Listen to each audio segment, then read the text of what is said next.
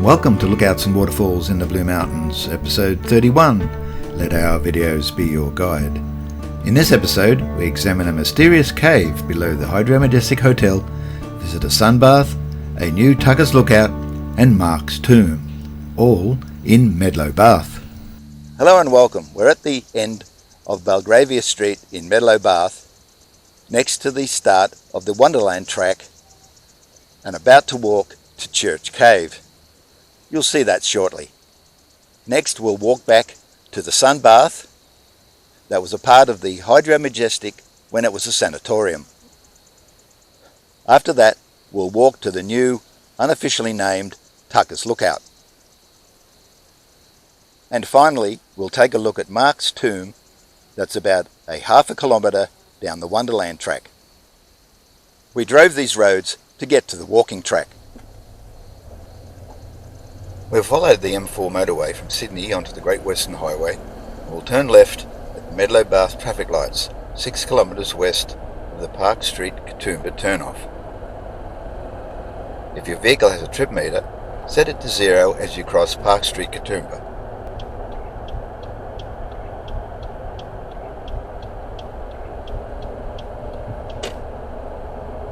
Here's a map of the roads we took to get to the start of the walking track.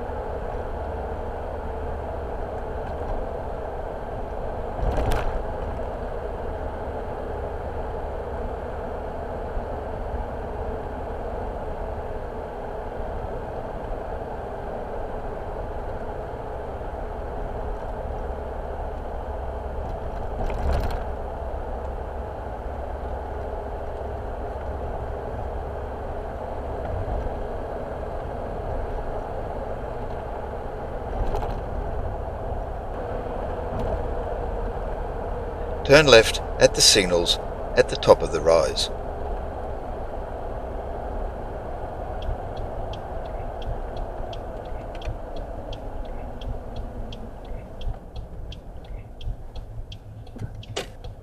At 6.1 kilometres, turn right into Station Street.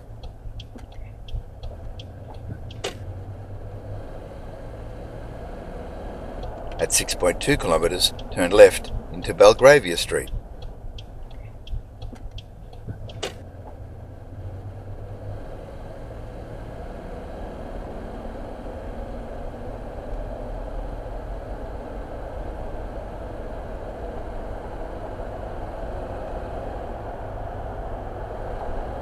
Then, at 6.4 kilometres, park at the end of the road.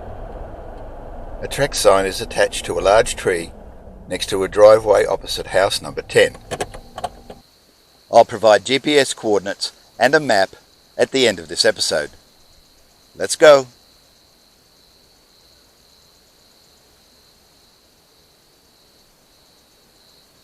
This end of the track is the start of the Wonderland track that turns west at an intersection in approximately 200 metres.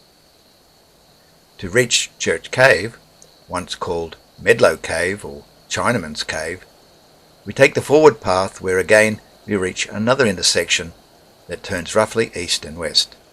This is the Sunbath track. We'll turn left and hopefully we'll find a cave located 30 metres below the Hydro Majestic Hotel. We'll keep an eye out for Sunbath Road as shown in this photograph. The woman on the right is Mrs. Elizabeth Foy, the wife of Mark Foy, the man who built the Hydro Majestic Hotel. As mentioned in earlier episodes, William Hargraves, the original owner of this property, along with his caretaker gardener Murdo McClellan, constructed most of the tracks around the area in the late 1890s. It was Mark Foy who later named Sunbath Road and the Wonderland and Sunbath tracks.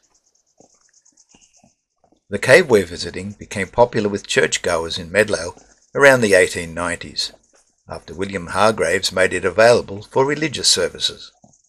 Worshippers found a most unique church in the form of this cave, as it had been fitted out and furnished by Mr. Hargrave specifically for church services. Since Medlow was within the Anglican jurisdiction of Blackheath, early ministers such as Reverend H. M. Trickett held Sunday afternoon services there to a congregation of as many as 70 people. When access to the cave was curtailed due to security concerns around 1898, services were then conducted in the homes of prominent local landowners, often by lay preachers including Tom Paine, Cornwallis Wade Brown, and Alfred Tucker.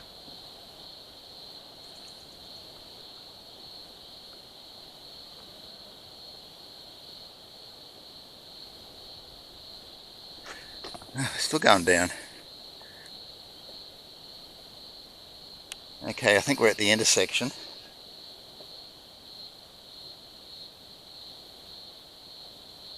This is the right hand turn on the Wonderland track, and we'll take the left here, which takes us down the valley a little bit further.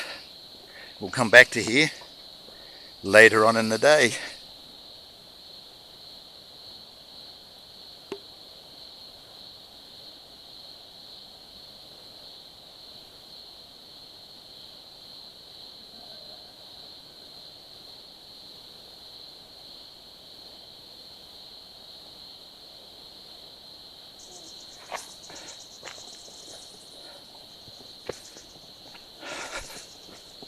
Okay, this looks like the next intersection. I think this is the intersection of the Wonderland and the Sunbath, so we'll go up here now. We joined the Sunbath track near its northern end and walked roughly southwards towards the Hydro Majestic Hotel we featured in our last episode, number 30. This track is quite long, and if traversed to its end, we would reach the Three Brothers we visited in episode 29.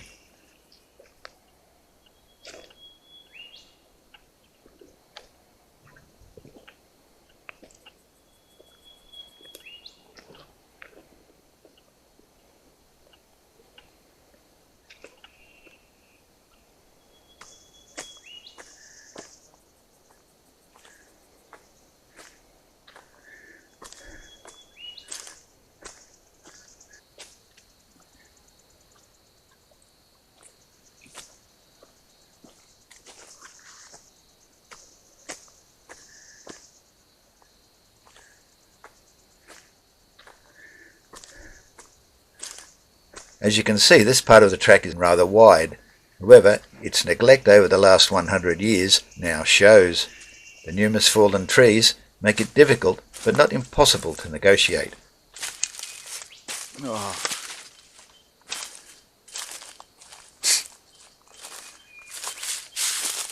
While Medlow became known for the work of Mark Foy, who incidentally had it renamed Medlow Bath in 1903, the earlier efforts of William Hargraves bear further mention. To do this, we need to go back to when William Hargraves began visiting the area from 1878.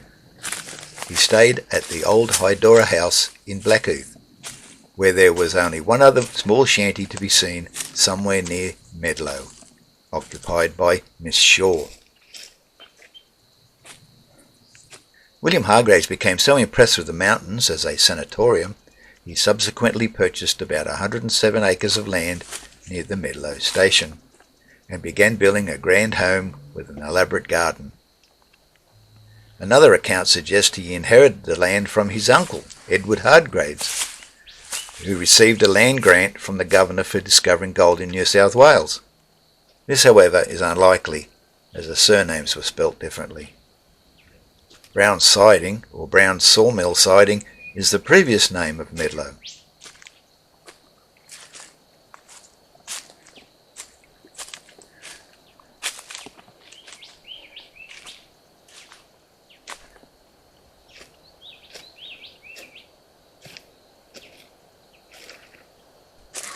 Amongst the properties held in the area around Medlow at one time or another were Mr. W. Trotter J.P., Mrs. Newton, Sparrag's Orchard, and a large property on Govert's Leap Road at one time owned by Mr. George Evans, another good man in the development of mountain interests and the land known then as the Chinaman's Garden.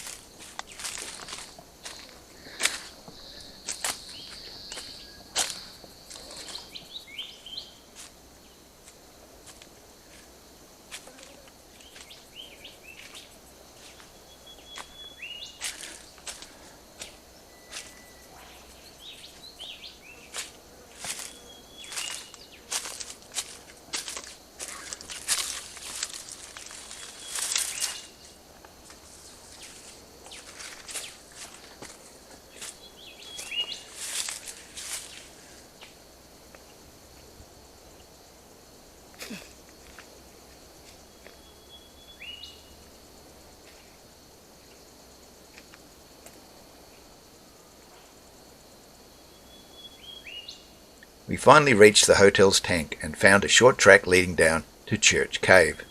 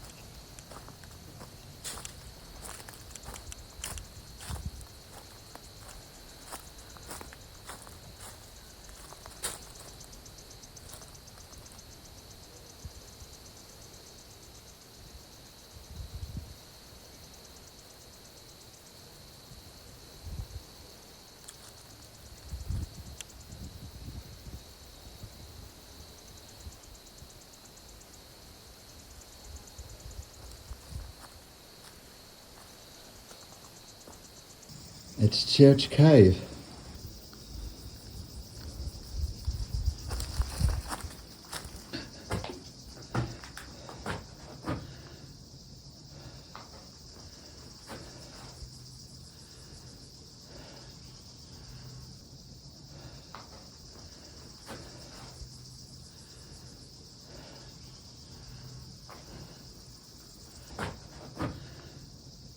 This earliest known image of the cave church dates from 1898, and it is also the only one known to have been published. It shows the exterior complete with a chimney that was installed about 3 years earlier, but which no longer exists.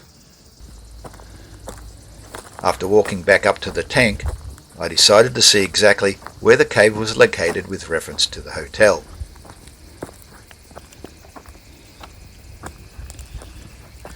I found a set of old stone stairs and climbed up.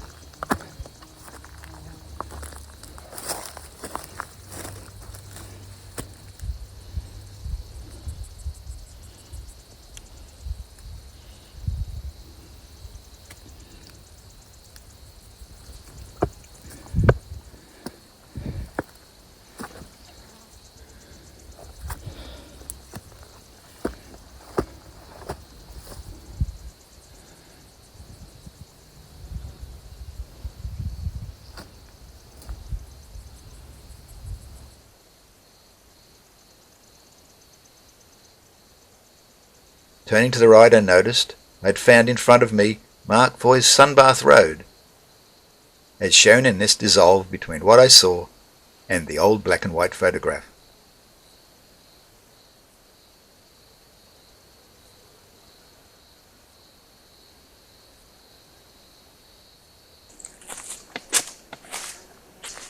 Our next stop will be a sunbath back along the track.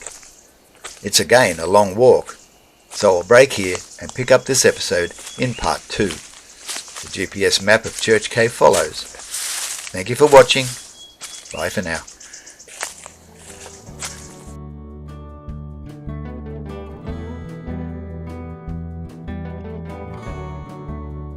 Whatever way you discover the Blue Mountains, we want you to have a safe and enjoyable experience. Whether you drive, catch public transport, or cycle to the destinations we visit here, some walking is necessary.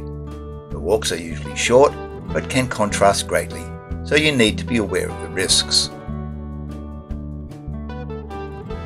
Have a safe and enjoyable sightseeing experience at these Lookouts and Waterfalls. Don't forget to subscribe and click the notification bell to be alerted when next we visit the Blue Mountains.